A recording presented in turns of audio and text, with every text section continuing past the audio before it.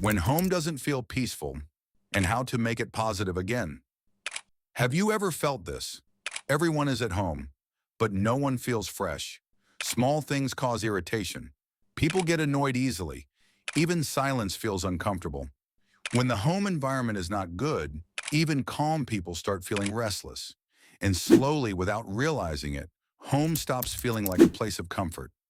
The truth is, a negative home environment doesn't come from big problems. It comes from small daily habits. The good news? You don't need to change people. You need to change actions and surroundings. Let's talk about simple things that can turn your home into a positive space. First, contribute to simple homework. Do small things by yourself. Cleaning, planting, taking care of pets. Don't think, this is his work, or why should I do it? A home is not an office with fixed duties. When you help without being asked, the atmosphere becomes softer. Contribution creates cooperation, and cooperation creates peace. Second, always eat together.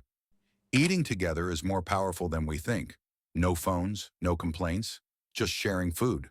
Families that eat together argue less and understand more, and feel more connected, even if it's just one meal a day. Third, let light and fresh air enter your home. A dark home creates a heavy mood. Open the curtains, open the windows, let sunlight and fresh air come inside. Natural light improves mood, fresh air clears irritation. A bright home makes the mind feel lighter. Fourth, use room spray to refresh your home. Smell affects mood instantly. Use a light room spray or fragrance, especially in the morning or evening.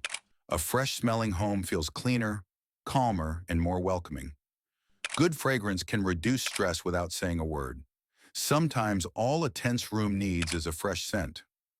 Fifth, change photo frames and furniture placement.